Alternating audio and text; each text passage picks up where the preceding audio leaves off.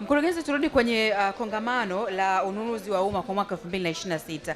Tuliangalia kongamano hili, ni washiriki wa namna gani na pengine itakuwa wapi hasa?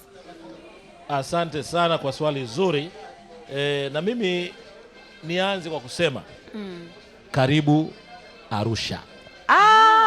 Karibu Arusha, karibu Arusha. Sana mkurugenzi. Karibu Arusha tarehe 29 mpaka 31 Julai. Mgeni rasmi katika kongamano hilo atakuwa waziri wetu wa fedha Mheshimiwa Balozi Hamis Musa Omar, ambaye atakuja pale kutufungulia, na dhima kuu ya kongamano letu ni kutumia fursa ya ununuzi wa umma kidijitali kufikia uchumi endelevu, shirikishi, shindani kuelekea dira 2050. Kama hapo wenzetu wanapozungumzia dhahabu, sio? Ndio. Golden Jubilee. Sisi tunasema sasa tunaanza safari. Na hii safari leo ni siku ya 3.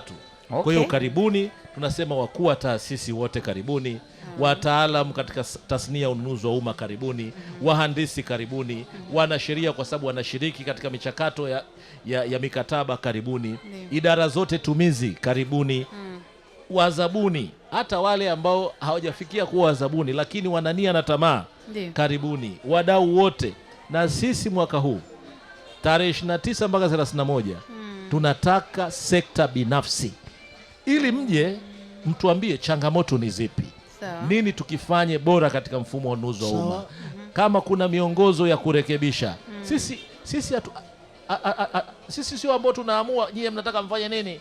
Sisi tuambieni, sisi tuone kama imekaa kisheria, ili kuwarahisishia. Na swali lilouliza wazawa vipi, tuko pale kusikiliza changamoto mnazozipata ili tuwasaidie uchumi huu asilimia hiyo 60 mpaka 70 ya trilioni 62 ije kwenu.